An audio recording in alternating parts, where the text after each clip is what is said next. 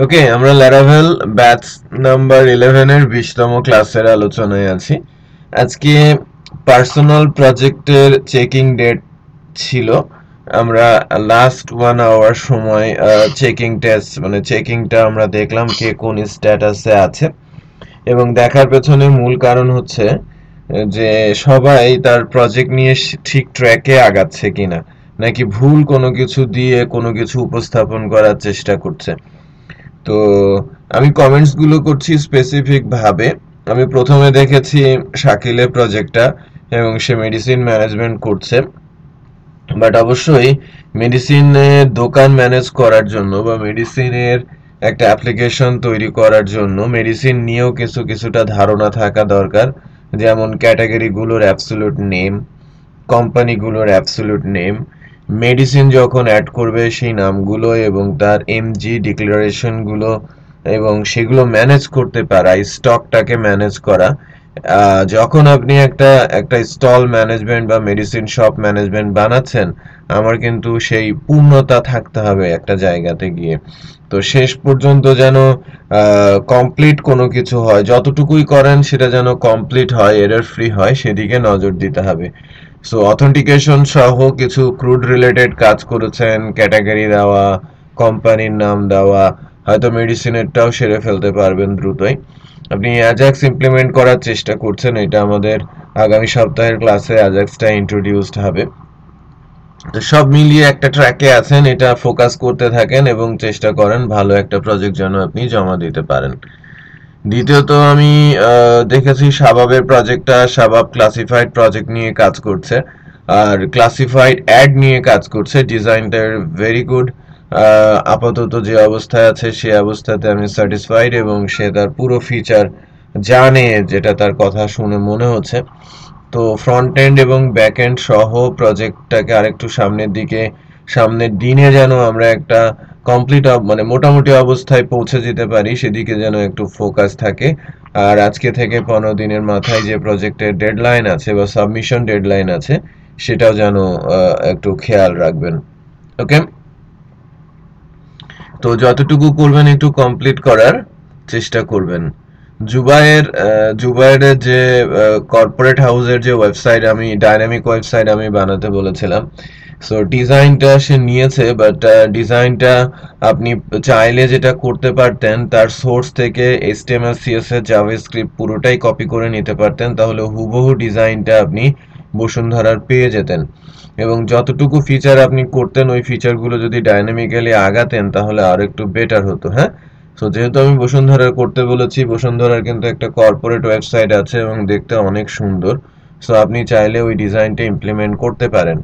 আর যদি ওই ডিজাইনের কনসার্ন না থাকে, আপনি যে ডিজাইনই করেছেন ওটার ফাংশনাল বিষয়গুলো যদি ঠিক করে আগান, সেটাও অ্যাকসেপ্টেবল। সো অ্যাডমিনিস্ট্রেটিভ প্যানেল আপনার তৈরি হয় নাই, আপনি ফ্রন্ট এন্ডে কিছুটা মাস্টারিং করেছেন।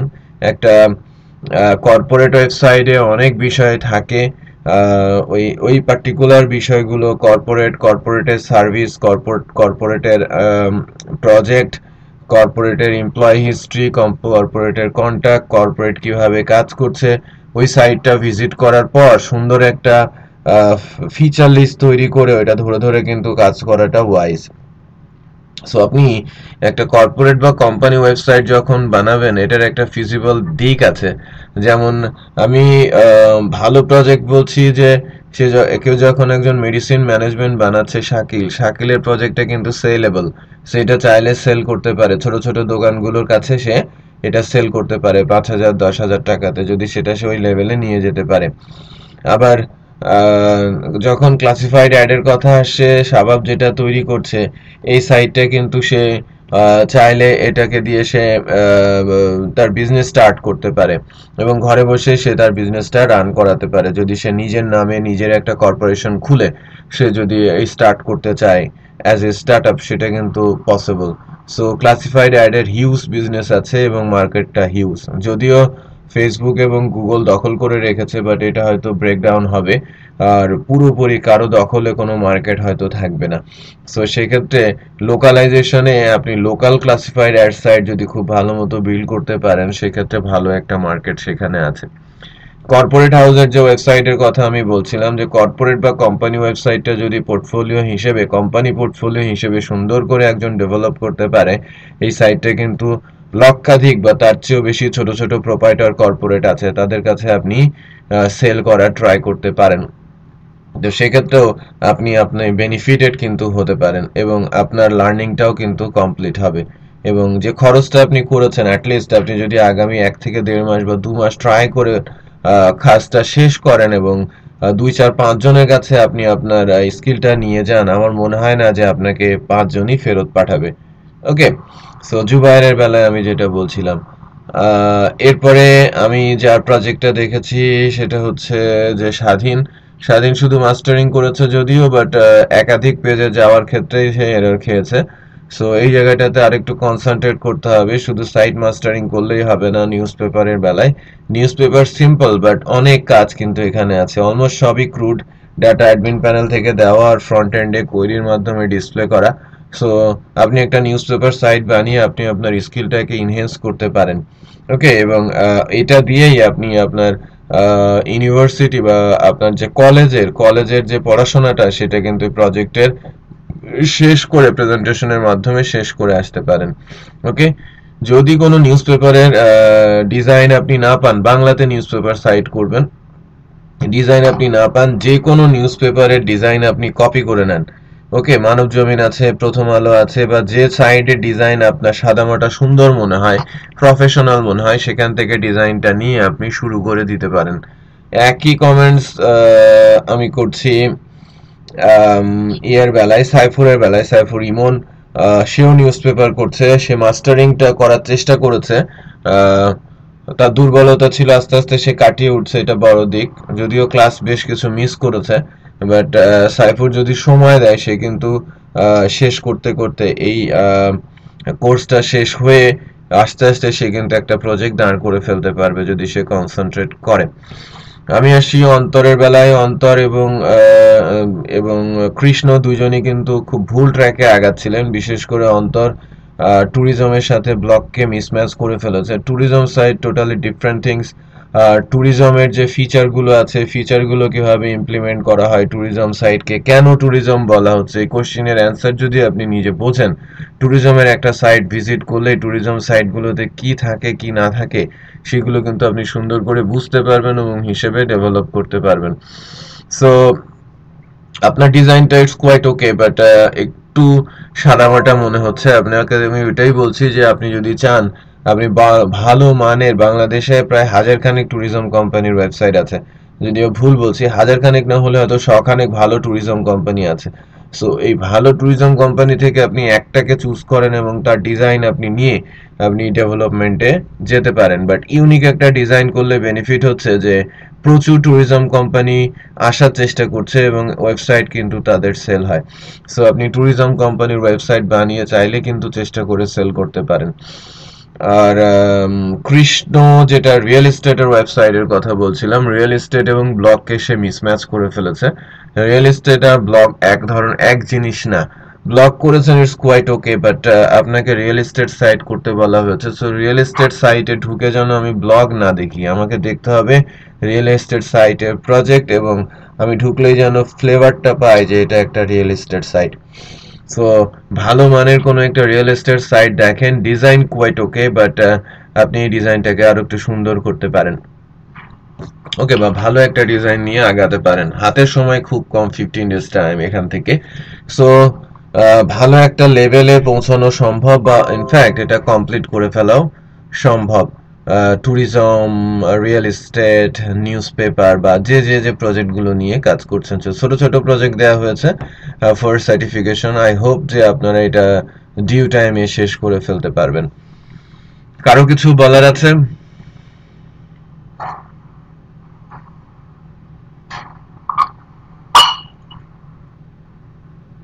শাহেদ? জি, কেউ কিছু বলেনি, তারা কথা মানে ডিসকাস করতেছে। কিছু বলার আছে? না, স্টিল এখনো কারো কিছু বলার নেই। ওকে, সাবমিশন ডেটটা কি? সাবমিশন ডেটটা কবে জানতে চাচ্ছে। সাবমিশন ডেট এখান থেকে 15 দিন। এখন থেকে 15 ডেজ পরে।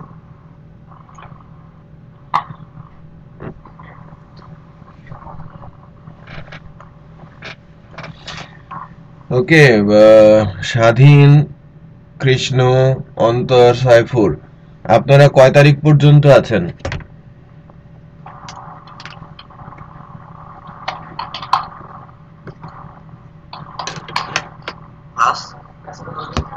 ক্লাস চলবে কতদিন পর্যন্ত? জুবাইর জিজ্ঞেস করতেছেন ক্লাস কতদিন চলবে তাদের। এটা বেসিক্যালি আমাদের যে ফিচার গুলো আছে ফিচারের উপরে নির্ভরশীল। টার্গেটেড ক্লাস 23টা, বাট আমাদের একটা ফিচার বাকি আছে অল ইম্পর্টেন্ট। অ্যাজাক্সের উপরে একটা ক্লাস, 2টা ক্লাস ইনফ্যাক্ট হয় অ্যাজাক্সে। আজকে যেমন অর্ডারটা সেভ হবে, অর্ডারটা সেভ হওয়ার পরে অ্যাডমিন প্যানেল থেকে অর্ডার তোলা এবং ইনভয়েস ক্রিয়েট করা, ইনভয়েসটা পিডিএফ করা, এটা হচ্ছে অ্যাডমিনিস্ট্রেটিভ প্যানেলের কাজ। এটা নিয়ে 3টা ক্লাসে ইনফ্যাক্ট এটা শেষ হয়ে যায়। যে আমি আজকে অর্ডার সেভ করব, দেন অ্যাডমিন প্যানেল থেকে অর্ডারটা তুলতে হবে, ইনভয়েস বানাতে হবে এবং পিডিএফ ক্রিয়েট করতে হবে। সো দ্যাট মিনস 20, 21, 22 ক্লাসে এটা শেষ হবে। 23 এবং 24 অ্যাজাক্স ওরিয়েন্টেড যে ইস্যুগুলো আছে, তো আমি 23 তারিখে অ্যাজাক্স করব এবং 24 তারিখে আমাদের প্রজেক্টের উপরে অ্যাজাক্সকে আমি ইমপ্লিমেন্ট করব। সো 24টা মতো ক্লাসে ইনফ্যাক্ট আমরা শেষ করতে পারি। সো 24তম ক্লাস যেদিন হচ্ছে ওই দিনই আমাদের ক্লাসটা শেষ হয়ে যাবে। আর তারপরের ক্লাসে আমাদের প্রেজেন্টেশন হবে প্রজেক্টের। সো এটা একটু ঠিক করে নেন কোন তারিখে গিয়ে 25তম দিন পড়ছে। 24 পর্যন্ত ক্লাস, 24টা ক্লাস হবে, 25তম দিনে প্রেজেন্টেশন হবে। সো আই হোপ এখান থেকে 15 দিন হচ্ছে 24তম ক্লাস হবে, তাই কিনা?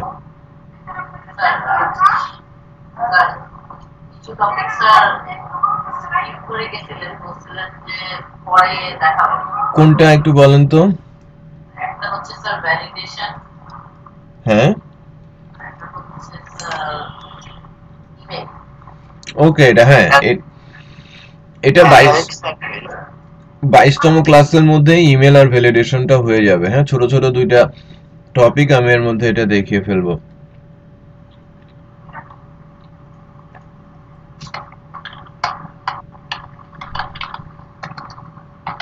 তো ডেটটা যদি আমি বলি, আজকে 20তম ক্লাস হচ্ছে, 21 তারিখে 21তম ক্লাস হবে। আনফরচুনেটলি 26 তারিখে বন্ধ থাকবে, 26শে মার্চ গভর্নমেন্ট হলিডে। 28 তারিখে 22তম ক্লাস হবে, 2 তারিখে 23তম ক্লাস হবে, 4 তারিখে 24তম ক্লাস হবে এবং তারপরে 9 তারিখে গিয়ে আমাদের প্রজেক্ট সাবমিশনটা হবে।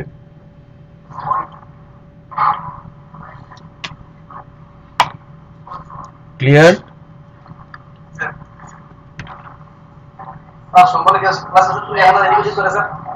হ্যাঁ হ্যাঁ,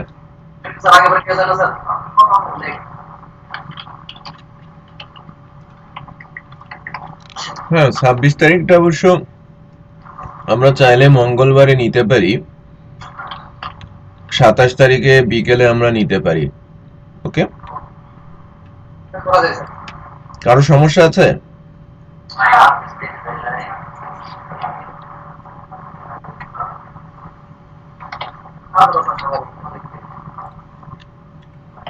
ওকে, তাহলে 26 তারিখের ক্লাসটা 27 তারিখে হচ্ছে। আপাতত এটা ডিসিশন থাকলো, বাট 21 তারিখে সেটা আমরা কনফার্ম করে দিব। ওকে, সো আজকের ক্লাসটার যেখান থেকে আমাদের শুরু করার কথা এটা নিয়ে আগাই। আজকে আমাদের ডেটাবেস বানাতে হবে এবং ডেটাবেসের নরমালাইজেশনের ইস্যুগুলো শিখতে হবে। সো আমি ফার্স্টে নরমালাইজেশন নিয়ে আলোচনা করব, দেন ডেটাবেস টেবিলগুলো বানাবো এবং অর্ডারটা সেভ করার চেষ্টা করব।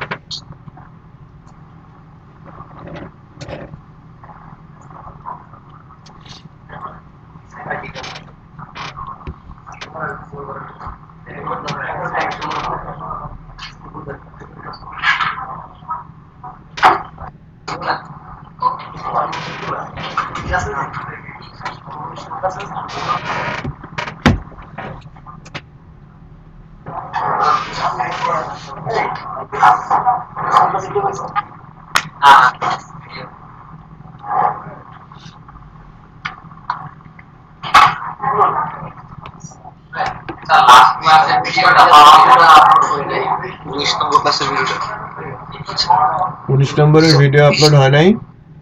না,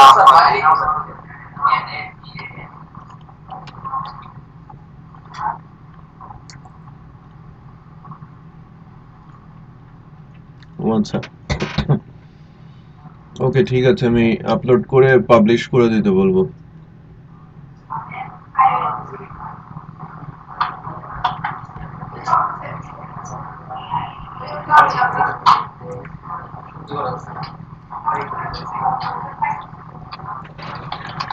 আগামী বিশ্বকাপে ভারতকে আমরা ফাইনালে হারাই দিব, এটা জমাই রাখছি, একটু একটু করে জমাই রাখতেছি ভারতের জন্য। আমরা ছোট কাপ দিয়ে ওদের সান্ত্বনা দিচ্ছি, বড় কাপ আমরা নিয়ে নিব।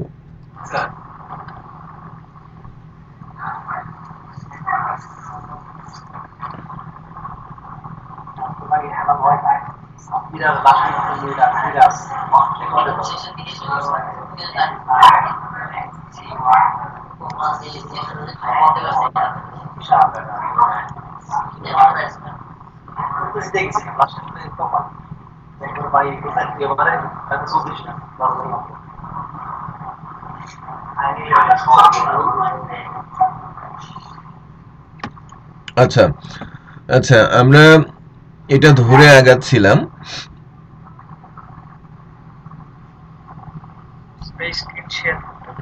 স্ক্রিন শেয়ারটা নাই।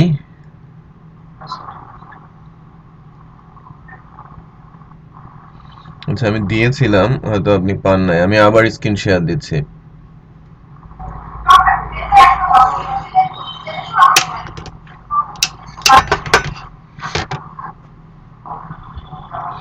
আই হোপ পেয়েছেন না?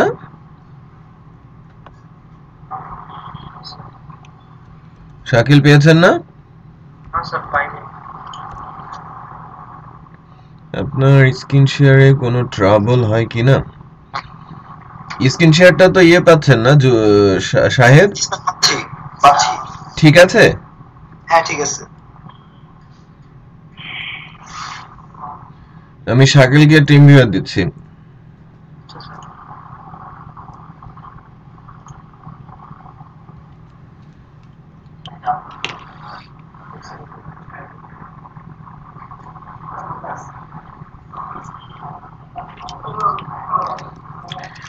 সবাই ক্লাসরুমে, এভরিবডি, শাহেদ, জি, ওদেরকে বলেন ও একটা 5 মিনিটে একটা অ্যাসাইনমেন্ট করুক, নরমালাইজেশন কি, ডেরিভেশন নরমালাইজেশন কি, এটা খুঁজে বের করুক।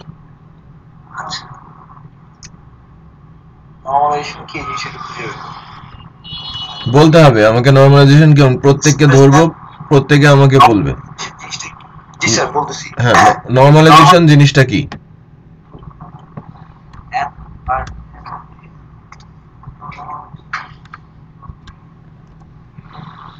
শাকিল, আমি দিয়েছি, আপনি অ্যাক্সেস করেন।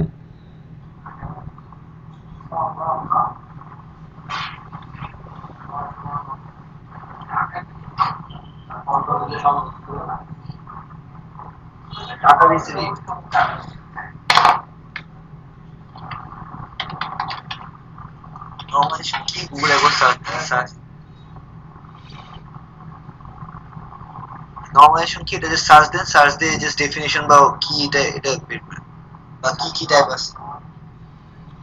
স্যার আপনাদের ইন্ডিভিজুয়াল মুখে জিজ্ঞেস করবে। হ্যাঁ, কে কি বুঝলো সেটা আমি জিজ্ঞেস করব। বুঝতে পারছেন?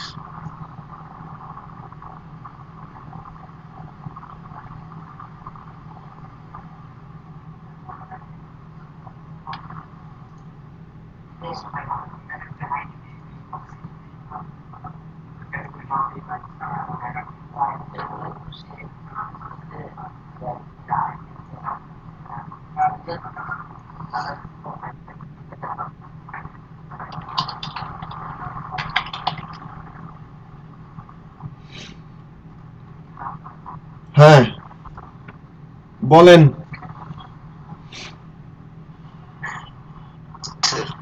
শাকিল বলেন নরমালাইজেশন কি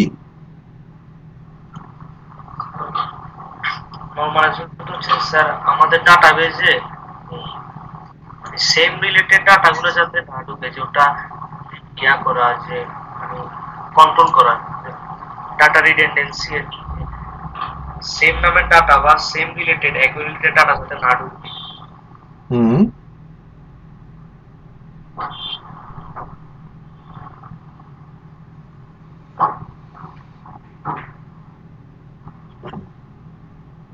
সেম রিলেটেড ডাটা বা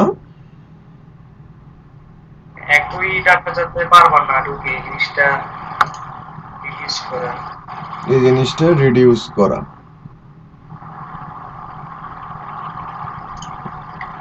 শাবাব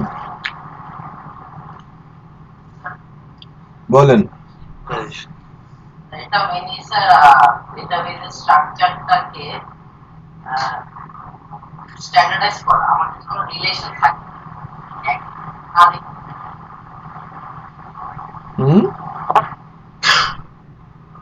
রিলেশনগুলোকে আলাদা শিখে রাখা আর এই ডাটাগুলো রিপিট হচ্ছে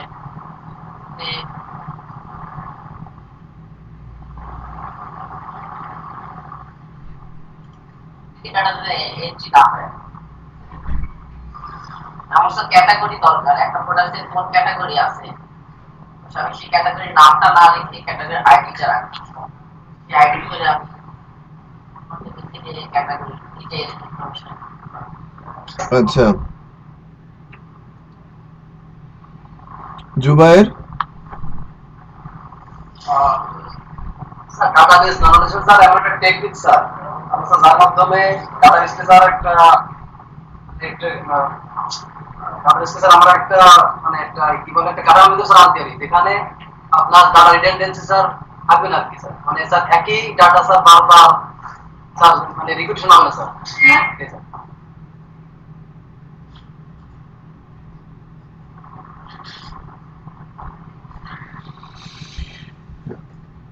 একই ডাটা বারবার রিপিটেশন হবে না কৃষ্ণ বলেন স্যার এটা এমন একটা সিস্টেম যার মাধ্যমে স্যার বড় একটা বড় ডাটাবেসে স্যার একটু ভাগ করা যায় ভাগ করে স্যার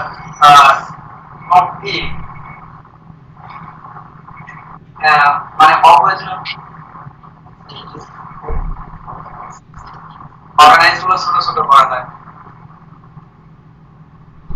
আচ্ছা আর কি করা যায়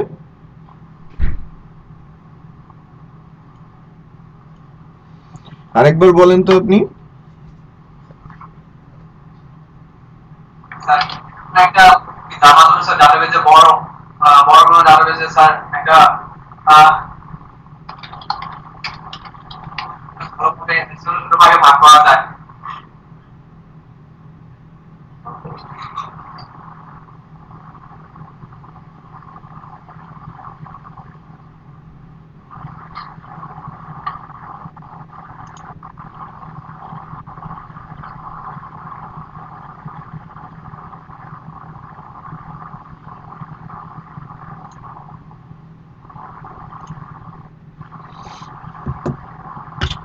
স্বাধীন বলেন এই ডাটা বারবার পুনরাবৃত্তি তারপরে হচ্ছে স্যার এগুলা কমানোর জন্য তারপরে হচ্ছে টেবিল তারপরে মার্কশিট টেবিল হচ্ছিল তো স্বাধীনের তো হচ্ছিল আপনি থেমে গেলেন কেন মাস্টার বিভক্ত করা বোধহয় ওকে, অন্তর বলেন।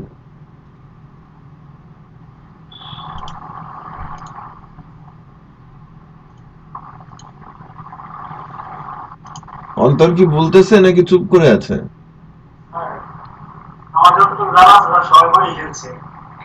আপনি তার মধ্যে থেকে যে কোনো একটা বলেন।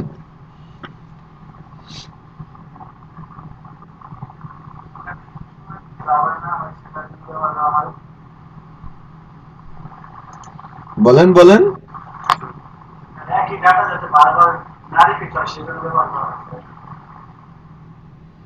একই ডাটা যেন আমি বারবার না নিতে পারি, বারবার না রিপিট হয়, না রিপিট হয়।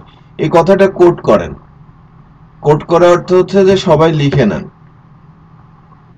অনেকে অনেক কথা বলে, তাই না? অনেক কথা বলার পরে ধরেন সেমিনার বক্তৃতাতে অনেক বড় বড় বক্তারা কথা বলে না, তারপরে তো সেখান থেকে একটা বিষয় কোট করা হয়, সেটা হচ্ছে তার টাইটেলে থাকে।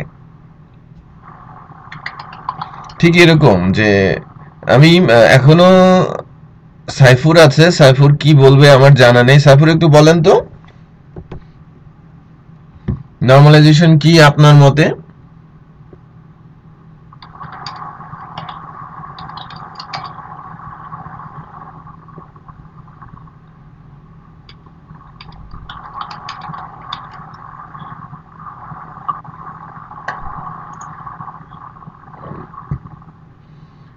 শাহেদ কেন বলছে? ও কি বলছে নাকি চুপ করে আছে?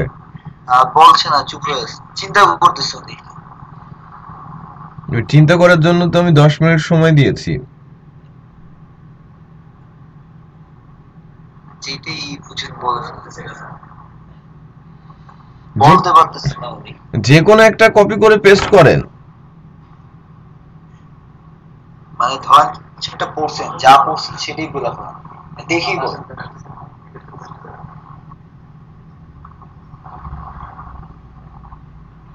তাও বলতেছে না? না। আচ্ছা, সমস্যা নাই।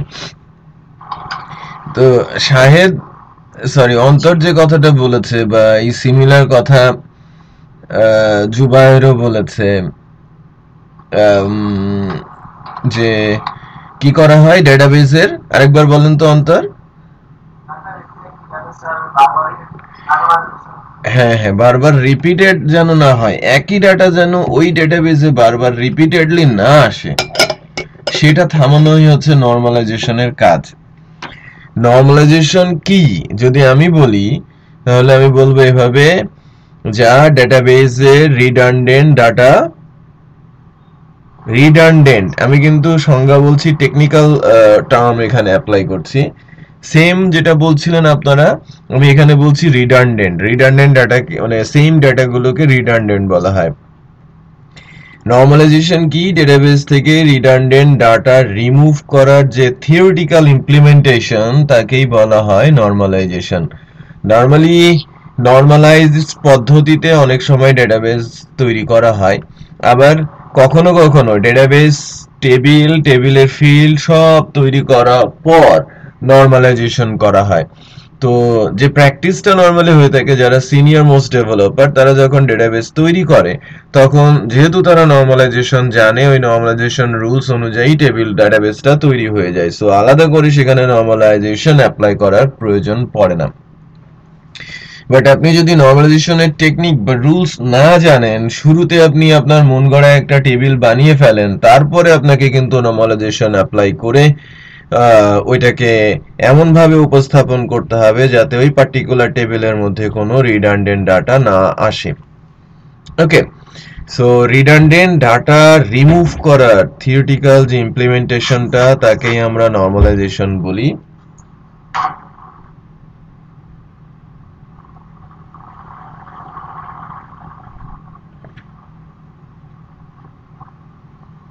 তো নরমালাইজেশনের আমি কিছু থিওরিটিক্যাল ইমপ্লিমেন্টেশন দিব। নরমালাইজেশনের মূলত, আচ্ছা, শাবাব যে কথাটা বলেছে সেখানে কিন্তু কিছুটা ভুল আছে। রিলেশন ইজ গুড, হ্যাঁ রিলেশন করা হয়, RDBMS ডেটাবেস মডেলে রিলেশনটা খুবই গুরুত্বপূর্ণ, বাট নরমালাইজেশনের প্রথম কাজটা হচ্ছে নরমালাইজ মানে ডেটাবেসের রিডান্ডেন্ট ডাটাকে রিমুভ করা, এবং রিডান্ডেন্ট ডাটা রিমুভ করতে গিয়ে কিন্তু নরমালাইজেশনটা হয়ে থাকে। ঠিক আছে, ওই যে রিলেশনটা হয়ে থাকে, যে রিডান্ডেন্ট ডাটা রিমুভ করতে গিয়ে অনেক সময় দেখবেন যে সেকেন্ড নরমালাইজেশনে আমরা একাধিক টেবিলকে ভেঙে একটা টেবিলকে ভেঙে একাধিক টেবিল তৈরি করে ফেলছি। ওই সময় রিলেশনটা খুবই গুরুত্বপূর্ণ। সো মানে মোস্ট ইম্পর্টেন্ট নরমালাইজেশনের ইস্যুটা হচ্ছে রিডান্ডেন্ট ডাটাকে রিমুভ করা, বা রিডান্ডেন্ট যেটাকে আমি বলছি সেটা যেন আমাদের ডেটাবেসে কখনোই না ঢুকতে পারে। তো আমি রিডান্ডেন্ট ডাটা রিমুভ করার 3টা টেকনিক নিয়ে আলোচনা করব ডেটাবেস টেবিলের। সো আমি একটা এক্সাম্পল টেবিল দিব, তার উপর নরমালাইজেশন অ্যাপ্লাই করব, এবং আমি এক্সাম্পলটা ধরবো আমাদের সাইটের উপর বেস করে, ই কমার্স।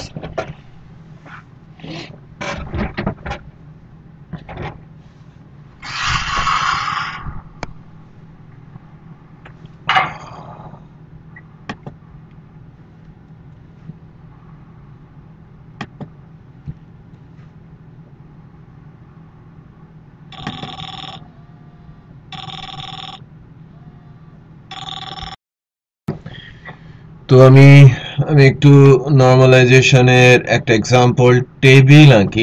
আমি যদি রাফলি একটা কাস্টমার টেবিল তৈরি করি, তাহলে আমি কিভাবে তৈরি করতাম, দেন নরমালাইজড করলে কি হতো, ঠিক সেটা দেখানোর চেষ্টা করছি। টেবিলের ফিল্ডগুলো আমি দিয়ে নিচ্ছি। এটা অ্যাকচুয়ালি কাস্টমার টেবিল,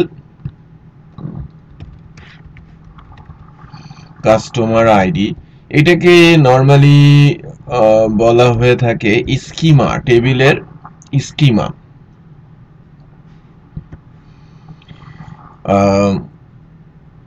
ডেটাবেস টেবিলের এই পার্টিকুলার ডিজাইন যদি মনে করেন আমার ডেটাবেসে 10টা টেবিল আছে, আর 10টা টেবিলের এরকম ফিল্ডগুলো লিখে লিখে কোন ডেটা টাইপ কত লেন্থ সেটা লিখে, কোনটা প্রাইমারি কি ফরেন কি এটা লিখে একটার সাথে আরেকটা সংযোগ করলে যে ডায়াগ্রামটা হবে সেটাকে ডেটাবেসের স্কিমা ডায়াগ্রাম বলে। আর যখন আমি একটা টেবিলকে এভাবে ডিফাইন করি তখন ওই টেবিলের স্কিমা ডায়াগ্রাম বলে। ঠিক আছে, ডেটাবেজের বেশ কিছু ডায়াগ্রাম আছে, এর মধ্যে খুবই ইম্পর্টেন্ট ডায়াগ্রাম হচ্ছে ER diagram, entity relationship diagram, আর স্কিমা ডায়াগ্রাম। তো এন্টিটি রিলেশনশিপ ডায়াগ্রাম ডেভেলপ করার কাজ হচ্ছে ডেটাবেস ডিজাইনারের। মূলত যারা অ্যানালিস্ট প্রোগ্রামার বড় বড় সাইট ডিজাইন করে, ডেটাবেস ডিজাইন করে, তারা ওই পার্টগুলো করে। মনে করেন ওই ডেটাবেস ডিজাইনারদের যেটা করা হয়, যে মনে করেন আপনি যখন এসে একটা গল্প করে যাবেন, সে গল্পটা শুনবে এবং রেকর্ড করে রাখবে, এবং রেকর্ডিংটা শুনতে শুনতেই সে এমন একটা ডায়াগ্রাম তৈরি করবে ডেটাবেসের কাছাকাছি, সেটা হবে কি ইআর, এন্টিটি রিলেশনশিপ ডায়াগ্রাম। তারপরে ওইটা কনভার্ট হয়ে আসবে আস্তে আস্তে করে, যখন ডেভেলপমেন্ট ফেজে আসবে তখন তৈরি করতে হবে স্কিমা ডায়াগ্রাম। আমি এটা স্কিমা ডায়াগ্রাম করছি। এরকম একটা দাগ থাকে প্রাইমারি কির নিচে।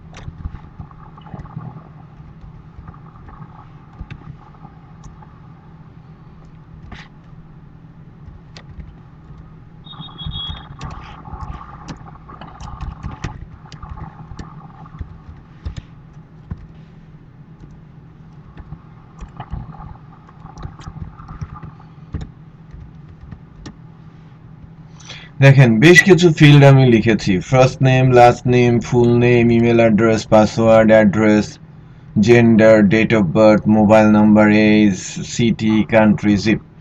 এটা হচ্ছে মনে করেন যে আমার ডেটাবেস টেবিল কাস্টমারের মধ্যে থাকবে। সো আমি এই টেবিলটার নাম দেই কাস্টমার টেবিল।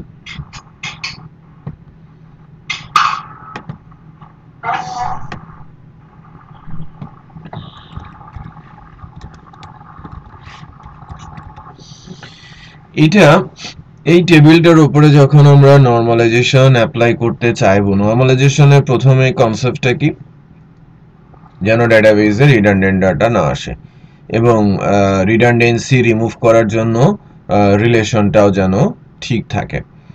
তো নরমালাইজেশনের 5টা রুলস রয়েছে। এটাকে যদি ক্লাসিফাইড করা হয়, রুলস এর স্পেসিফিক কোনো নাম নেই, এভাবে বলা হয় ফার্স্ট এনএফ, প্রথম normal form, second NF, third NF, fourth NF, fifth NF.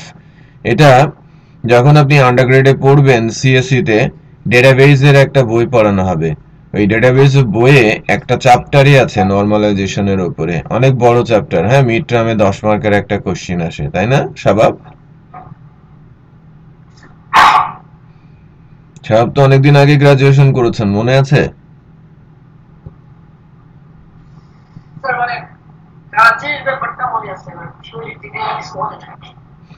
আচ্ছা, জুবায়ের রিসেন্টলি গ্রাজুয়েশন করেছেন, জুবায়ের মনে আছে? সব ভুলে গেছেন, পড়েন নাই?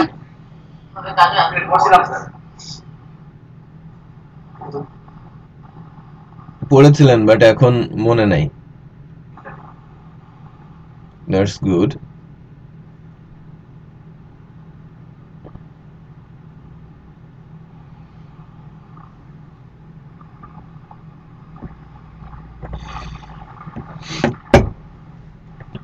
আচ্ছা আচ্ছা, সো নরমালাইজেশনের নরমালি যখন প্র্যাকটিক্যাল ইমপ্লিমেন্টেশন হয় লাইভ সাইটের ক্ষেত্রে, তখন কিন্তু 5টা রুলস অ্যাপ্লাই করা হয় না।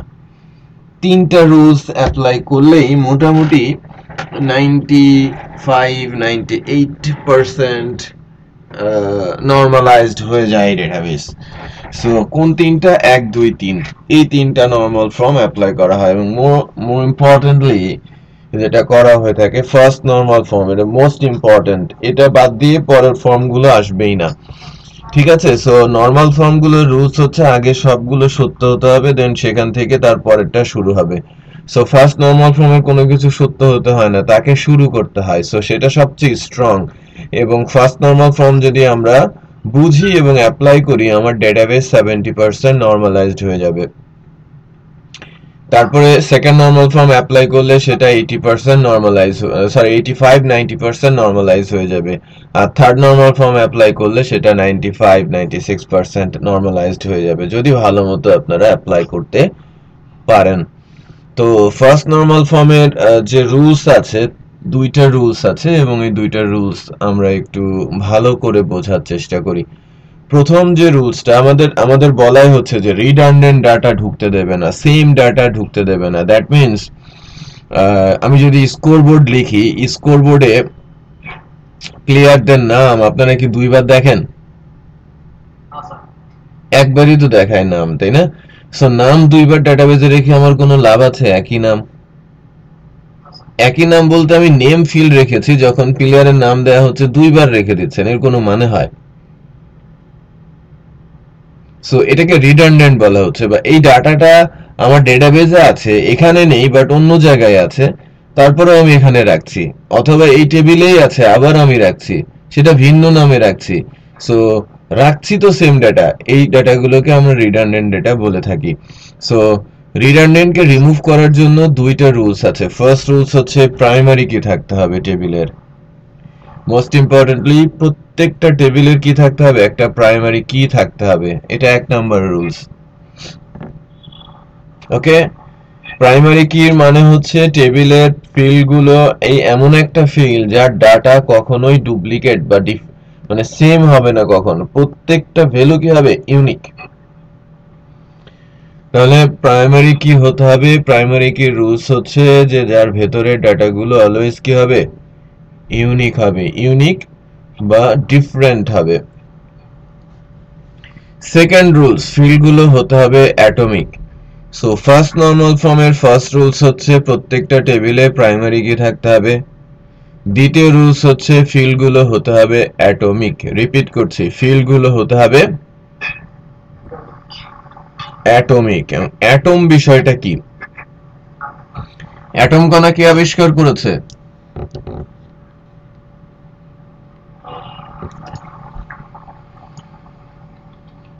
বলেন তো।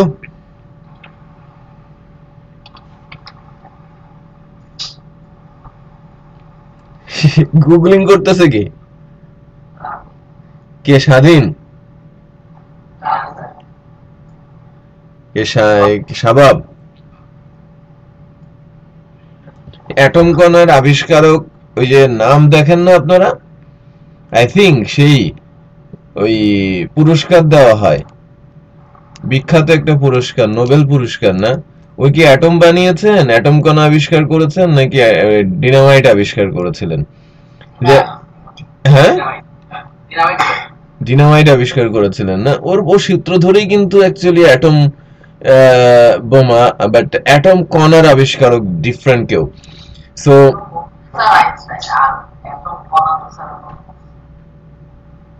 কে?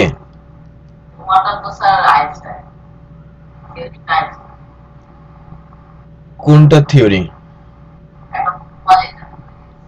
আইনস্টাইন না? আচ্ছা আচ্ছা, আমি যেটা বলার চেষ্টা করছি যে অ্যাটম হচ্ছে সবচেয়ে ক্ষুদ্র কণা, এর পরে আর কোনো কিছু মানে কোনোভাবে ভাঙা সম্ভব হয় না। তো ফিল্ডগুলো ঠিক ওইরকমই হতে হবে, অ্যাটমিক হতে হবে, যেখানে যে ফিল্ডটাকে ভাঙা আর পসিবল না, যখনই এটাকে আর ভাঙা পসিবল না তখন কিন্তু তার ডুপ্লিকেসি বের করাও সম্ভব না। তো ফিল্ডগুলো অ্যাটমিকনেস বোঝানোর জন্য যেমন বলা হচ্ছে যে ফিল্ডগুলো হতে হবে অ্যাটমিক, এবং এটা কিভাবে তার একটা সুন্দর ডেফিনেশন আছে, তিনটা সাব রুলস আছে। তিনটা সাব রুলস যদি আমরা মনে রাখি, প্রথম সাব রুলস হচ্ছে সেম নামে ফিল্ড রাখা যাবে না। আমি ভাঙছি কাকে? ফিল্ডগুলো হতে হবে অ্যাটমিক। এই যে দ্বিতীয় সূত্রটা, দ্বিতীয় সূত্রের তিনটা সাবসেকশন আছে। প্রথম সাবসেকশনটা নিয়ে কথা বলছি, এটা সবার কাছেই ক্লিয়ার যে সেম নামে ফিল্ড থাকলে তো সেম নামে ডাটা আসবেই। সো আমি যদি ডেটাবেজে বলি ফার্স্ট নেম, তারপরে বলি ফার্স্ট নেম, তারপরে বলি লাস্ট নেম, তার মানে ফার্স্ট নেম কয়বার দিলাম? দুইবার দিলাম। দ্যাট মিন্স এই ধরনের টেবিলে ফিল্ড থাকলে তো সিমিলার ডাটা ঢুকবে, এটা সবার কাছেই ক্লিয়ার। সো এ ধরনের কোনো ফিল্ড ক্রিয়েট করা যাবে না। সো কোনো ডাটাবেজই কিন্তু এটা সাপোর্টও করে না। ধরেন আমি নিচে একটা ফিল্ড রেখার চেষ্টা করছি, একটা ফিল্ড মনে করেন এখানে জুড়ে দেই, এটা হলো? একটু বলেন তো। উপরে জিপ কোড আছে, এখানেও জিপ কোড আছে, এ ধরনের এই মানে যদি আমি ডেটাবেজে রাখি এটা কোনো কিছু মিন করে? হ্যালো, এটা তো কোনো কিছু মিন করে না, তাই না? তো এরকম কোনো কিছু থাকা যাবে না। হ্যাঁ, ডেটাবেজে এক মানে সেম নামের ফিল্ড অ্যালাউড না। তার মানে সেম নামে ফিল্ড থাকলে সেম ডাটাই আসবে, সেটা ধরে নেওয়া হয়। বাট এটা ম্যাক্সিমাম ডেটাবেজই করতে দেয় না। আপনি যদি মাইস্কুয়েল একটা টেবিল বানান এবং সেম নামে দুইটা ফিল্ড করতে চান, আপনাকে তারা করতে দেবে না। বুঝতে পেরেছি? আচ্ছা, দেন 2 নম্বর রুলস। 2 নম্বর রুলস হচ্ছে ফিল্ডগুলোর নাম ডিফারেন্ট বাট ভেতরের ভ্যালু সেম।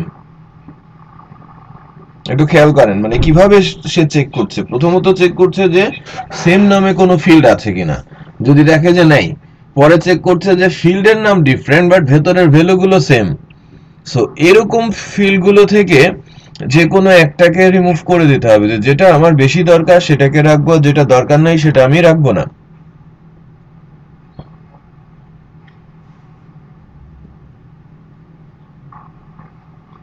অন্তর বলেন যে এই টেবিলে এমন কোন ফিল্ড আছে যে ফিল্ডের নাম ডিফারেন্ট বাট ভেতরের ভ্যালু সেম?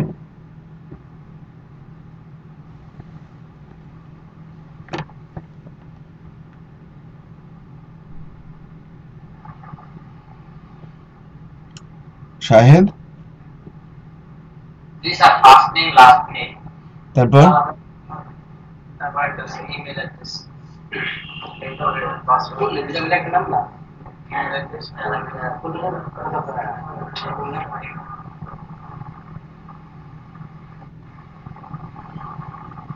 হ্যাঁ আমি ফার্স্ট নেম লাস্ট নেম আর কি ডেট এজ এটা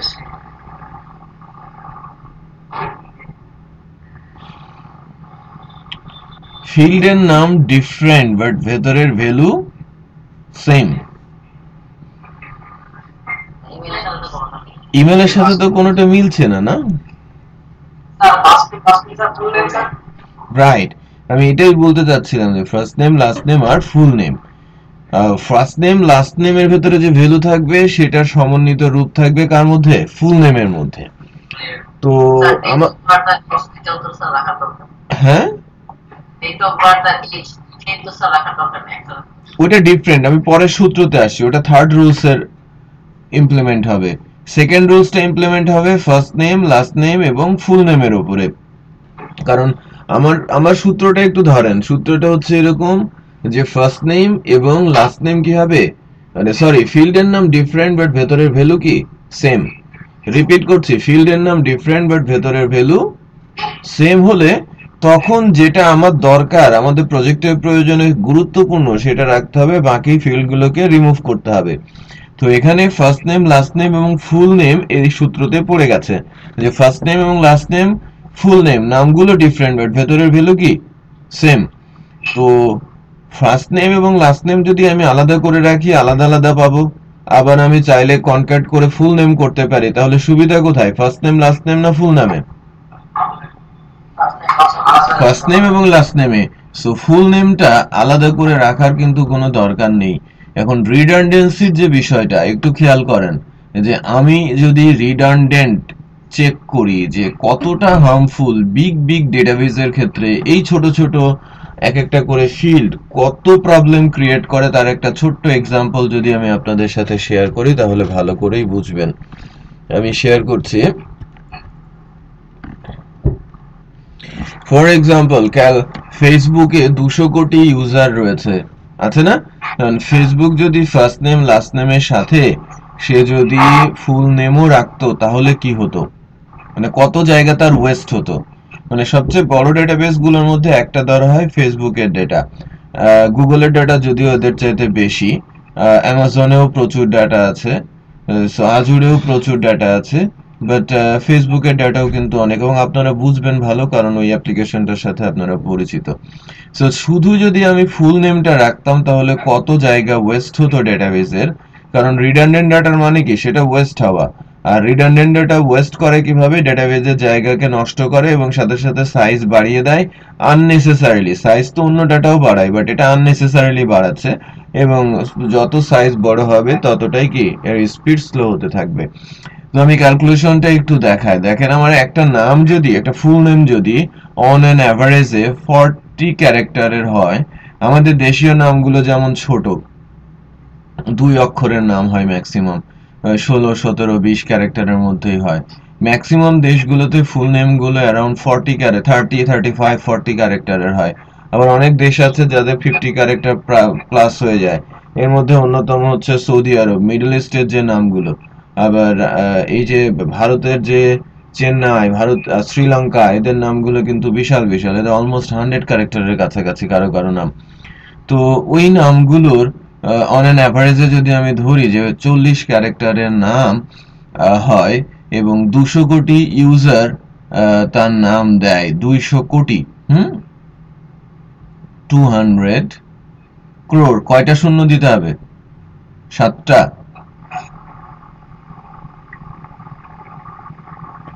একটু খেয়াল করেন একক দশক শতক হাজার অযুত লক্ষ নিযুত কোটি ঠিক আছে এটা হচ্ছে 200 কোটি ইউজার এটা ফেক হোক কারেক্ট হোক ডেটাবেজে তো যাচ্ছেই ফেক হলেও তো ফেসবুকের ডেটাবেজেই যায় সো এইটা হচ্ছে এত বাইট জায়গা তার ওয়েস্ট আমি বোঝাতে পেরেছি ফেসবুকে ডেটাবেজে এত বাইট, 1 ক্যারেক্টার 1 বাইট, 40 ক্যারেক্টার মানে 40 বাইট, আর 200 কোটির জন্য এই অবস্থাটা তৈরি হয়েছে। তো এখন এখন আমি যদি এটাকে বলি যে আমি ভাগ করতে করতে যাই যে কত জিবি জায়গা নষ্ট হচ্ছে, আমি বিটকে যদি বাইটে নিতে চাই 1024, তাহলে এটা বাইটে আসলো, সরি এটা তো বাইটেই ছিল, এটা কিলোবাইটে আসলো, এটা কিলোবাইটে আসলো। কিলোবাইটকে যদি আমরা আবার 1024 দিয়ে ভাগ দেই তাহলে এটা মেগাবাইটে আসবে, এটা মেগাবাইটে এসেছে। এবার যদি আবার 1024 দিয়ে ভাগ দেই তাহলে সেটা গিগাবাইটে আসবে, এইটা হচ্ছে গিগাবাইটে আসবে। কত জিবি? 74.5 জিবি। খেয়াল করেছেন কত ডাটা এবং শুধু নাম রাখার জন্য ওয়েস্ট হচ্ছে। তো যদি ফেসবুক করতো সেটা হতো। এখন একটু হয়তো আপনারা আন্দাজ করতে পারতেছেন যে ফেসবুকের ডেটাবেজের সাইজ কতটুকু, যে একজনের নাম রাখতেই যদি এত জায়গা তার লাগতো, আমি প্রতিদিন ইচ্ছে মতো পোস্ট দিচ্ছি, ছবি তুলছি, এটা যাচ্ছে কোথায়? না গুনেই পোস্ট মারতেছেন, কমেন্টস দিচ্ছেন, রাইট? এই ডাটাগুলো কোথায় যাচ্ছে বা কত জিবি জায়গা আছে, কত বড় ডেটাবেস তার, সেটা সম্পর্কে হয়তো কিছুটা ধারণা আপনাদের জন্মাচ্ছে, তাই কিনা? ওকে, সো আমি ফুল নেমটা রাখছি না, আমাদের প্রজেক্টের প্রয়োজনে first name last name important, যে আমি ইমেল করলে লাস্ট নেম ধরে ইমেল করি অথবা কখনো কখনো ফার্স্ট নেম ধরে ডাকি, আবার ফুল নেম প্রয়োজন পড়লে কনক্যাট করেও দিতে পারি। সো ইন দ্যাট কেস আমাদের সূত্রটা অ্যাপ্লাই করলে এটাকে রিমুভ করতে হচ্ছে। থার্ড সাব রুলস অ্যাটমিকনেসের। থার্ড সাব রুলসটা হচ্ছে যে ফিল্ডের নাম ডিফারেন্ট বাট ভেতরের ভ্যালু কি? ভেতরের ভ্যালুও ডিফারেন্ট, বাট একটা ভ্যালু আরেকটা দিয়ে কি ক্যালকুলেট করা যায়। আর আমরা যদি সেই কাজটা করতে পারি তাহলে যাকে ক্যালকুলেট করা যাচ্ছে তাকে বাদ দিয়ে দিতে হবে। ফিল্ডের নাম ডিফারেন্ট, ভেতরের ভ্যালুও ডিফারেন্ট, তাহলে তো কোনো কথাই নেই, এটা তো আর রিডান্ডেন্ট হলো না, তাই না? বাট রিডান্ডেন্ট হচ্ছে কখন? রিডান্ডেন্ট হচ্ছে তখন যখন একটা ভ্যালু আছে সেটা দিয়ে আমি আরেকটা ভ্যালু রেখেছি বাট সেটাকে ক্যালকুলেট করা সম্ভব। For example date of birth and age, date of বার্থের ফিল্ডের নাম ডিফারেন্ট, এজ ফিল্ডের নাম different, date of birth different value রাখছে, এজ ডিফারেন্ট ভ্যালু রাখছে, আমার কোনো সমস্যা নেই, কোনো রুলসে কিন্তু কোনো ভায়োলেশন হচ্ছে না। বাট আমার যে থার্ড সাব রুলস এখানে আটকে দিচ্ছে, এই যে আমি ডেট অফ বার্থ দিয়ে এজ কে ক্যালকুলেট করতে পারি, আমার কাছে যদি ডেট অফ বার্থ থাকে আমি ডেট অফ বার্থও পাবো, আবার ওই ডেট অফ বার্থের সাথে আজকের দিন ক্যালকুলেট করে আমি এজও বের করে ফেলতে পারবো। সো আমাকে ডেটাবেস থেকে রিমুভ করে দিতে হবে কি? এজ কে রিমুভ করে দিতে হবে। ক্লিয়ার? সূত্রটা বোঝা গেছে সবার? আমি কথাই বলছি, এটা সুন্দর করে নরমালাইজেশনের উপরে আমি যা যা বলেছি, নরমালাইজেশন কি, নরমালাইজেশনের কয়টা স্টেপ রয়েছে, নরমালাইজেশনের কয়টা স্টেপ প্র্যাকটিক্যালি ইমপ্লিমেন্ট হয়, নরমালাইজেশনের ফার্স্ট রুলসটা কি সেটা, এবং কি কি সেগমেন্ট সুন্দর করে একটা ডক ফাইলে বাংলাতে অথবা ইংলিশে অ্যাসাইনমেন্ট করবেন এবং নেক্সট ক্লাসের আগে আমাদের যে সাইট আছে সেখানে আপলোড করে দেবেন। বুঝতে পেরেছি? আমি একটা সূত্র এখন পর্যন্ত বলেছি, দ্বিতীয় এবং তৃতীয় সূত্র নিয়ে আমি আলোচনা করব এখন।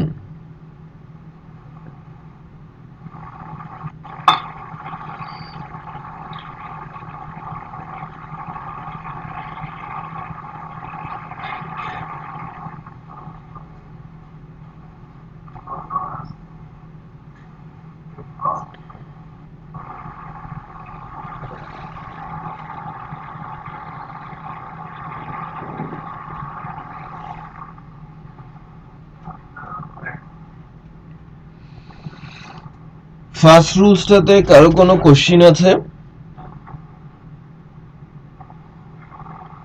নেই। শাকিল বুঝতে পেরেছেন? জি sir. Okay, wait a bit.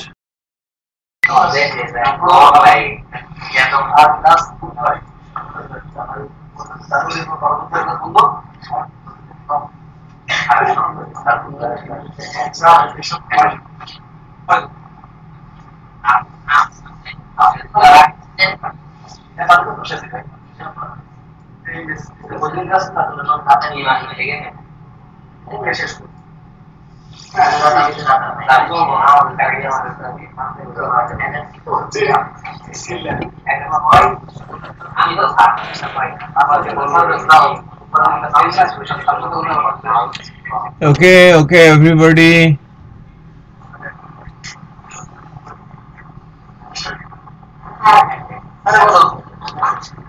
Okay, noise হচ্ছে, নয়েজটা বন্ধ করি। শাহেদ। জি ভাই, নয়েজ। আমি সেকেন্ড নরমাল ফর্ম নিয়ে কথা বলবো। আমি যে টেবিলটা বানাচ্ছি এটা অত্যন্ত গুরুত্বপূর্ণ একটা টেবিল, টিভিএল order for e commerce.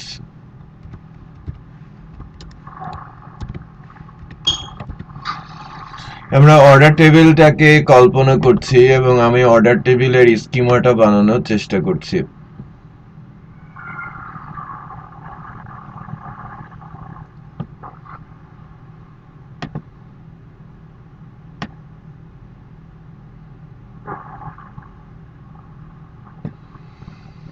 Order টেবিলে শুরুতেই যেটা মেনে চলতে হবে যে second normal form first normal ফর্মে সব কিছু ক্যারি করবে। ক্যারি করার মিন হচ্ছে যে ওই দুইটা সূত্র তো থাকবেই, তার উপর পরের গুলো অ্যাপ্লাই হবে। মানে ফিল্ড এ প্রাইমারি কি থাকতে হবে এবং অ্যাটম হতে হবে, তারপরে পরের সূত্রটা। So second normal form implement করার আগে আমি আগে ডেটাবেস টেবিলটা একটু সাজিয়ে নেই। order id, primary key integer 7, এটা primary key,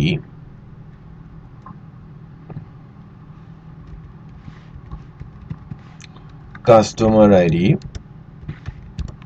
like integer 5, এটা fk foreign key, shipping id এটা like integer 7, এটাও fk foreign key, payment id এটা like integer 7, এটাও fk 7,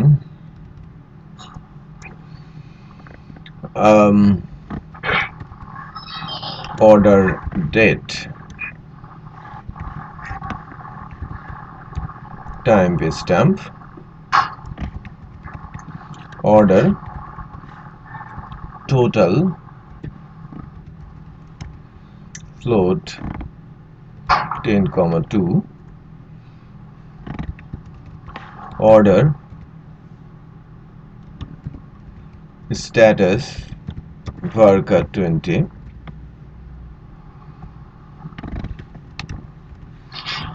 product id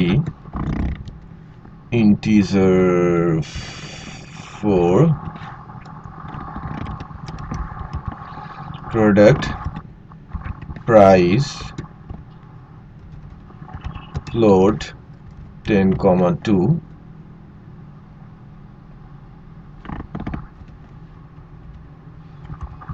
product quantity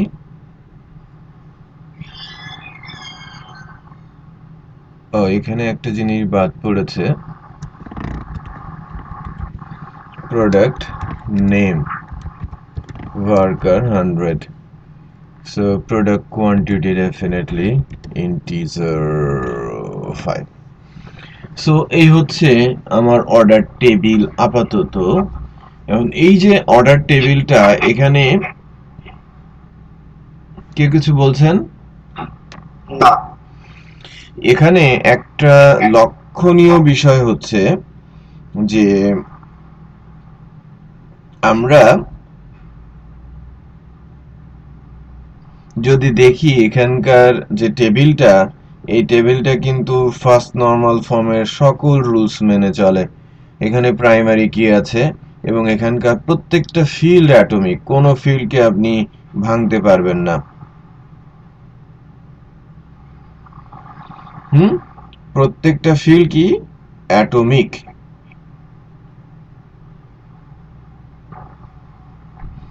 তাহলে কোথায় রুলসের ব্যত্যয় ঘটছে? সেকেন্ড নরমাল ফর্মের যে রুলসটা, সেটা যদি আমরা ইমপ্লিমেন্ট করি তাহলেই বুঝতে পারবেন যে ব্যত্যয়টা কোথায় ঘটছে বা কেন সেকেন্ড নরমাল ফর্মের কথা বলা হচ্ছে। সো সেকেন্ড নরমাল ফর্ম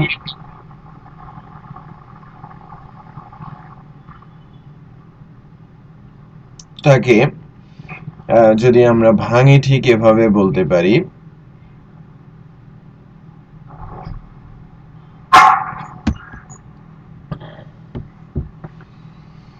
এটা হচ্ছে যে সেকেন্ড নরমাল ফর্মে ফার্স্ট নরমাল ফর্মের সকল রুলস মেনে চলবে এবং তারপরে যদি ডেটাবেস টেবিলে ডাটা ইমপ্লিমেন্ট করতে গিয়ে কোনো একটা পার্টিকুলার সিচুয়েশনে সেট অফ ডাটার কারণে ওই টেবিলের নর্মালাইজেশনের রুলস ব্রেকডাউন করে, যে ফিল্ডগুলোর কারণে নর্মালাইজেশনের রুলস ব্রেকডাউন করছে সেই ফিল্ডগুলোকে নিয়ে আলাদা একটা ডেটাবেস টেবিল তৈরি করতে হবে এবং ওই টেবিলের সাথে প্যারেন্ট টেবিলের একটা রিলেশন তৈরি করতে হবে। অনেক লম্বা কথা, তাই না? রিপিট করছি, সেট সেকেন্ড নরমাল ফর্মটা হচ্ছে এরকম, সে ফার্স্ট নরমাল ফর্মের সকল রুলস মেনে চলবে। এটা হচ্ছে প্রথম সূত্র। দ্বিতীয় সূত্র হচ্ছে কোনো একটা পার্টিকুলার সিচুয়েশনে, সব সময়ের জন্য না, কোনো একটা পার্টিকুলার সিচুয়েশনে সেট অফ ডাটার কারণে, মানে কোনো একটা পার্টিকুলার টাইমে বেশ কিছু ডাটা যখন আপনি ইনসার্ট করতে যাচ্ছেন, ওই সময়টাতে সে নর্মালাইজেশনের রুলস ভেঙে ফেলবে এবং যে ফিল্ডগুলোর কারণে নর্মালাইজেশনের রুলস ব্রেকডাউন হচ্ছে সেই ফিল্ডগুলোকে নিয়ে আলাদা একটা চাইল্ড টেবিল তৈরি করতে হবে। তার মানে এই টেবিল থেকে কিছু ফিল্ডকে কেটে নিয়ে আলাদা একটা টেবিল বানাতে হবে এবং অবশ্যই ওই টেবিলের সাথে প্যারেন্ট টেবিলের রিলেশন এস্টাবলিশ করতে হবে। এটা হচ্ছে সেকেন্ড নরমাল ফর্ম। তো কথাটা সুন্দর মনে রাখতে হবে বা মুখস্থ করে ফেলতে হবে। এখন এই টেবিলে সেটা কিভাবে হচ্ছে তার একটা এক্সাম্পল দিচ্ছি এবং নর্মালাইজেশনটা কিভাবে বা কোথায় ইমপ্লিমেন্ট করতে হবে সেটা আমি একটু সংজ্ঞায়িত করছি।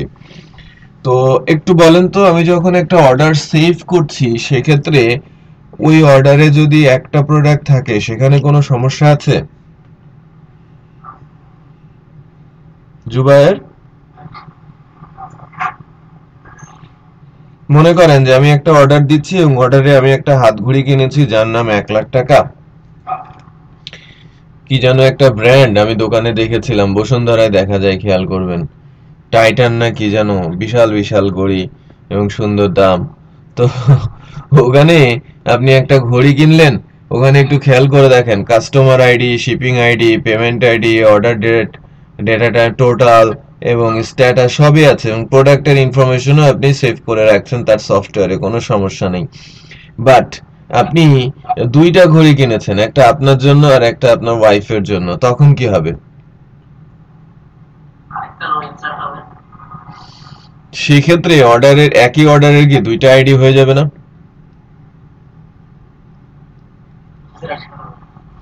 সেটা কি হয় যে একটা অর্ডারের দুইটা আইডি? আর যদি আপনি একই অর্ডারের একটা আইডি করতে চান তাহলে তো আর প্রাইমারি কি তুলে দিতে হবে, তাই না? প্রাইমারি কি সূত্র কি ইউনিক হতে হবে, সেটা তো আর থাকলো না, তাই কিনা? বিষয়টা বুঝতে পারছেন? এখানে সবকিছুই তো সেম। আমি যদি দুইটা প্রোডাক্টও কিনি, যে উপরের এই ফিল্ডগুলো কি তাদের জন্য সেম না? বাট এই চারটা ফিল্ড কি সেম? জুবায়ের,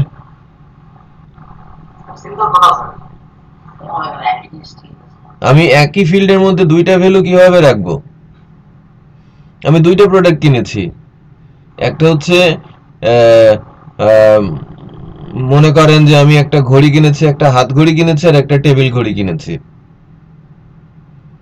তাহলে দুইটা প্রোডাক্টের আইডি ডিফারেন্ট, দুইটা প্রোডাক্টের নাম ডিফারেন্ট, দুইটা প্রোডাক্টের প্রাইস ডিফারেন্ট, রাইট? এবং কোয়ান্টিটি যদি আমি দুই রকম কিনি, হাত ঘড়ি দুইটা আর একটা হচ্ছে আপনি একটা টেবিল ঘড়ি কিনছেন, তখন তো এলোমেলো হয়ে গেল। সো সেটা আপনি কিভাবে ম্যানেজ করবেন?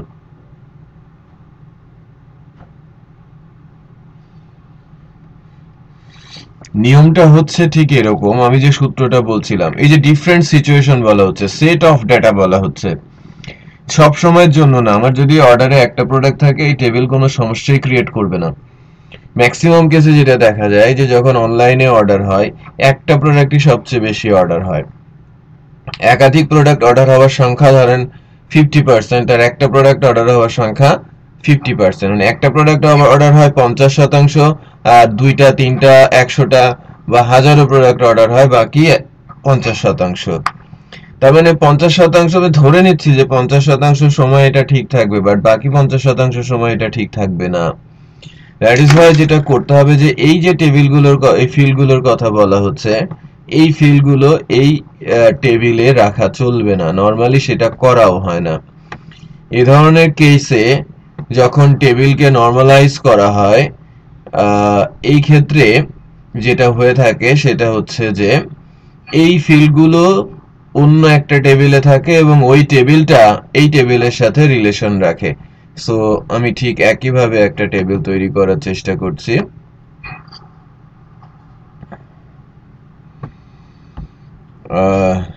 টেবিলটার নাম দেই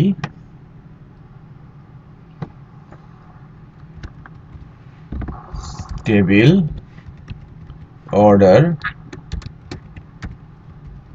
ডিটেলস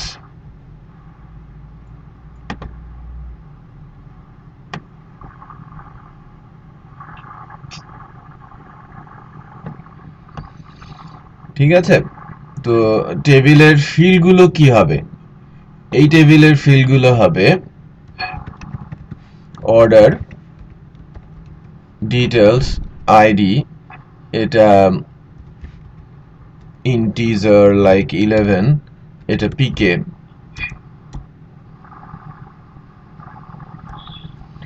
এই টেবিলের ফরেন কি হচ্ছে, এই যে রিলেশনটা হচ্ছে অর্ডার আইডি, এটা হচ্ছে লাইক ইন্টিজার 7 এফকে। সো এই টেবিলের এই যে প্রাইমারি কিটা, সে কিন্তু এই টেবিলে একটা রিলেশন এস্টাবলিশ করলো, যেটা নরমালাইজেশনের সময় শাবাব উল্লেখ করেছিল, বাট এটাই কিন্তু উল্লেখযোগ্য পয়েন্ট না নরমালাইজেশনের। নরমালাইজেশনের উল্লেখযোগ্য পয়েন্ট হচ্ছে রিডান্ডেন্সি, যে সিমিলার ডেটা যেন না ঢুকে। এরপরে আমাদের এই ফিল্ডগুলো স্ট্রেট, আমাদের এই ফিল্ডগুলো চলে আসবে। সেই ফিল্ডগুলো কিভাবে আমরা দিতে পারি?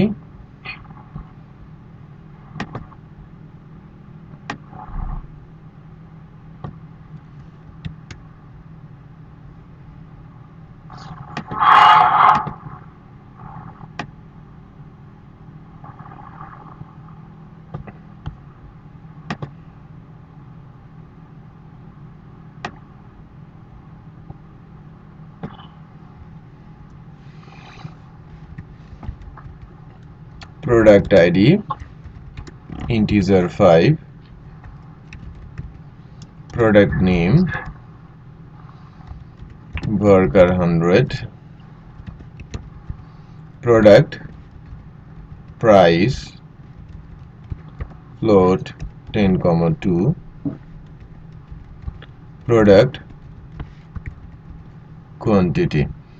এই যে ফিল্ডগুলো আসলো, এখন কিন্তু যেটা হলো যে এই টেবিলের ফিল্ডগুলো এখানে থাকলো না, এই টেবিলটাকে ভেঙে আলাদা একটা টেবিল তৈরি করা হলো এবং ওই টেবিলের সাথে আমরা এই যে রিলেশনটা এস্টাবলিশ করলাম যে এই প্রাইমারি কিটা আমার অর্ডার ডিটেল টেবিলে আসলো। সো আমার কাছে অর্ডার আইডি থাকলে আমি বুঝতে পারবো যে ওই অর্ডারের এগেনস্টে কি কি প্রোডাক্ট এখানে যাচ্ছে। তার মানে যখন একটা অর্ডার হবে, আমি যে ঘড়ির কথা বলছিলাম, একটা হাত ঘড়ি আর একটা টেবিল ঘড়ি, যখন আপনি সেভ করতে যাবেন অর্ডার টেবিলে আসবে কি অর্ডারের আইডিটা, ওই কাস্টমারের ID, shipping ID, payment ID, অর্ডারের ডেট, অর্ডারের টোটাল এবং অর্ডারের স্ট্যাটাস, যেটা অ্যাকচুয়ালি কখনোই ডুপ্লিকেট হবে না, একই হবে। একটা অর্ডারের কি একটা একটা করে থাকবে না? এটা কোনো সাউন্ড নেই কেন? স্যার ওকে, বাট অর্ডারে যখনই প্রোডাক্টের একাধিক্য থাকবে তখন কি হবে, এই টেবিলে যতগুলো প্রোডাক্ট থাকবে ততগুলো রো জেনারেট হবে।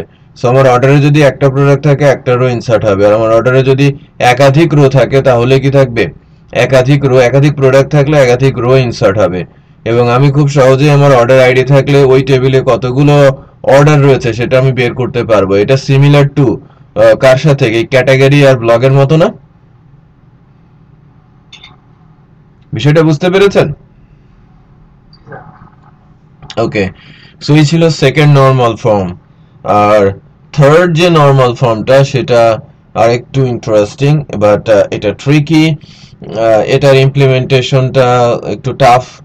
আবার খুব ছোট্ট জিনিস যে প্রাইমারি টেবিলে এমন কোনো ফিল্ড আপনি রাখতে পারবেন না যা এই টেবিলের সঙ্গতিপূর্ণ না। মনে করেন যে অর্ডার টেবিলে আপনি আপনাকে বলা হচ্ছে অর্ডারের ইনফরমেশন রাখেন, নিশ্চয়ই আপনি ওখানে এসে কোনো কাস্টমারের কোনো ইনফরমেশন আপনি রেখে দেবেন না যেটা অ্যাকচুয়ালি মানানসই না ওই টেবিলের সাথে। অথবা অর্ডার টেবিলে এসে আপনি নিশ্চয়ই এমন কোনো ইনফরমেশন রেখে দেবেন না যেটা অর্ডারের সাথেই সঙ্গতিপূর্ণ না, লাইক আপনি বলছেন যে প্রোডাক্টের কালার। আমি কি বোঝাতে পেরেছি? সো অসঙ্গতিপূর্ণ কোনো ফিল্ড, বাট এখানে যদি আমি কোনো একটা অসঙ্গতিপূর্ণ ফিল্ড দেই সেটা কিন্তু ফার্স্ট এবং সেকেন্ড রুলসকে ভায়োলেট করে না। আমি যদি বলি কাস্টমার নেম, একটু বলেন তো কাস্টমার নেম দেওয়াতে আমার এই যে অর্ডার টেবিল এখানে কোনো রুলস ভায়োলেট হয়েছে কিনা? এর প্রাইমারি কি আছে, প্রত্যেকটা ফিল্ড অ্যাটমিক এই টেবিলের জন্য। সো আমার কোনো রুলসের ব্রেকডাউন হচ্ছে? কেউ কোনো কথা বলে না কেন? কিছু বুঝতে পারছে না? কাউসার, সরি শাকিল, কিছু বোঝেন নাই? আরেকবার রিপিট করলে ভালো। শাবাব, বুঝতে পেরেছেন না বোঝেন নাই? টোন দুর্বল, আমার মনে হয় এরা ঠিক মতো বুঝতে পারে নাই। স্যার বুঝছি স্যার। আচ্ছা,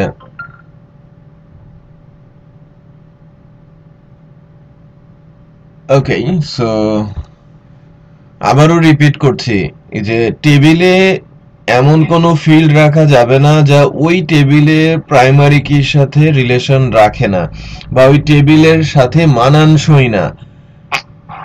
দেখেন কাস্টমারের নেমটা আমি যদি এখানে রাখি তাহলে এই টেবিলে যে প্রাইমারি মানে যে রুলস আছে নরমালাইজেশনে সেটা কিন্তু ভায়োলেট হচ্ছে না।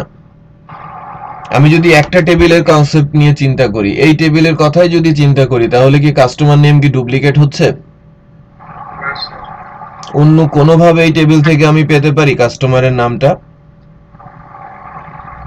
এই টেবিল থেকে কিন্তু আমি পেতে পারি না অন্য কোনোভাবেই। তার মানে কাস্টমার নেম রাখাটা ভ্যালিড। বাট আমি যদি বলি থার্ড নর্মাল ফর্মে কাস্টমার নেম রাখাটা এখানে ভ্যালিড না। ফার্স্ট এবং সেকেন্ড নর্মাল ফর্ম অ্যাপ্লাই হয় একটা টেবিলের উপরে, থার্ড নর্মাল ফর্ম অ্যাপ্লাই হয় টোটাল ডেটাবেজের উপরে। রিপিট করছি, থার্ড নর্মাল ফর্মটা অ্যাপ্লাই হয় টোটাল ডেটাবেজের উপরে। যে যখনই দেখা হয় যে কোনো ইরিলেভেন্ট কোনো ফিল্ড একটা টেবিলে রাখা হয়েছে বাট ওই ফিল্ডের ভ্যালুটা অন্য কোথাও আছে এবং যেটা অ্যাকচুয়ালি ক্যালকুলেশন করা সম্ভব, তখনই ওই জায়গাটাকে থার্ড নর্মাল ফর্মের ভায়োলেশন বলা হয়ে থাকে। সো থার্ড নর্মাল ফর্মের সূত্র হচ্ছে প্রথম এবং দ্বিতীয় নর্মালাইজেশন মেনে চলবে, এবং থার্ড নর্মাল ফর্মের দ্বিতীয় সূত্র হচ্ছে টেবিলে এমন কোনো কলাম রাখা যাবে না যা ওই টেবিলের সাথে সঙ্গতিপূর্ণ না। লাইক এখানে কাস্টমার নেমটা কিন্তু সঙ্গতিপূর্ণ না, কাস্টমার নেমটা রিলেটেড টু কি কাস্টমার টেবিল। আবার আমি যদি অর্ডারের সাথে কাস্টমারের নাম চাই সেটা আমি পেতেই পারি। আমার কাছে কাস্টমার আইডি আছে, আমি কাস্টমারের নাম পেতেই পারি অর্ডারের থ্রুতে। সো থার্ড নরমাল ফর্মের রুলস অনুযায়ী এখানে কাস্টমারের নেমটা দেওয়া চলবে না। তার মানে থার্ড নরমাল ফর্ম কি করে, যে ওই ডেটা টেবিলে নেই কিন্তু কোনো ডেটাবেস টেবিল ওই ডেটাবেসের অন্য টেবিলে আছে কিনা সেটাও সে ক্রস চেক করে এবং রিমুভ করে। সো এইটা করতে পারলে ডেটাবেসটা অনেকাংশেই মানে একদম অলমোস্ট নর্মালাইজ হয়ে যায়। প্রথম রুলসটা অ্যাপ্লাই করলে 60-70% কভার করে, সেকেন্ড রুলস অ্যাপ্লাই করলে 80-90% কভার করে, এবং থার্ড রুলস অ্যাপ্লাই করলে অলমোস্ট নর্মালাইজ হয়ে যায়। এখন একদম বড় বড় ডেটাবেসের ক্ষেত্রে বিষয় সিনারিওটা ডিফারেন্ট, বাট মিডিয়াম লেভেলের 100-150 ডেটাবেস টেবিল আছে, সেগুলোর ক্ষেত্রেও কিন্তু আপনি সহজেই নর্মালাইজেশন স্কোরটা বাড়াতে পারেন। এই ছিল থিওরিটিক্যাল ইমপ্লিমেন্টেশন থার্ড নরমাল ফর্মের। এটা মূলত আন্ডারগ্রেডের একটা বলতে পারেন চ্যাপ্টার আমি শেষ করে দিলাম। আপনারা এটার উপরে একটা আর্টিকেল লিখবেন, লিখে অবশ্যই আমাদের সাইটে এটাকে আপলোড করে দেবেন, এবং আর্টিকেলটা কে কি লিখেছেন আমি কিন্তু দেখব। সো আজকে এতটুকুই। আগামী ক্লাসে আমরা এই যে নর্মালাইজেশন করলাম এর উপর বেস করে টেবিল তৈরি করব ডেটাবেসে, এবং অর্ডারটা নেক্সট ক্লাসেই সেভ হয়ে যাবে। পরের ক্লাসে অর্ডার তোলা হবে, অর্ডারের ইনভয়েস বানানো হবে এবং পিডিএফ ক্রিয়েট হবে। ওকে, থ্যাংক ইউ ভেরি মাচ। আর ইমেলের কাজটা বাকি আছে এবং ভ্যালিডেশন, এটাও আমরা দেখবো ইনশাল্লাহ। আল্লাহ হাফেজ।